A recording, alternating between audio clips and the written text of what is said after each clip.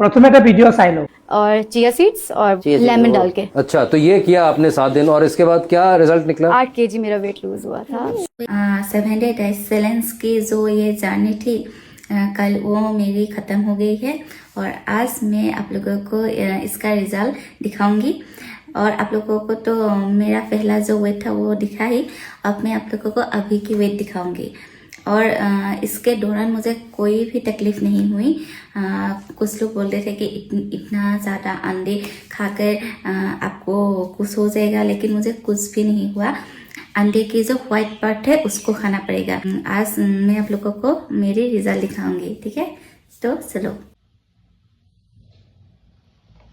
देखा आप लोगों ने, मेरी 64.35 kg वेट है अभी और पहले थे 67.35। इसका मतलब मेरी 3 kg वेट लॉस हुआ है। 8 kg तो नहीं हुआ, 3 kg हुआ है। प्रथमते बा आपनक बहुत बेছি শুভেচ্ছা থাকিল। আপুনি 3 কেজি weight loss কৰিছে।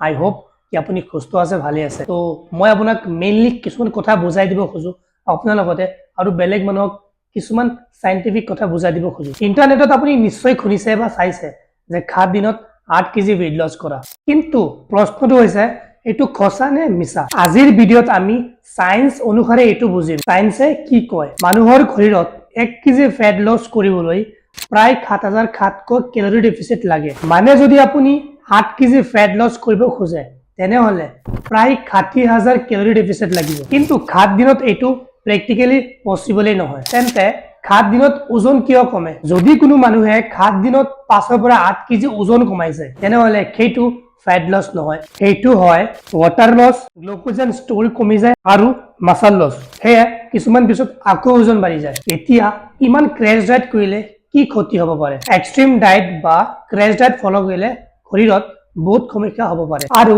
এনে কিছুমান সমস্যা মই আপোনাক বুজাই দিম। মেটাবলিজম স্লো হৈ যাব, গাত কোনো শক্তি নাথাকে আৰু এনাৰ্জি নাথাকে, হৰমন ইমবেলেন্স হৈ যাব, মাসল মাছ কমি যাব আৰু হাড়ৰ সমস্যাও বাঢ়ি যায়।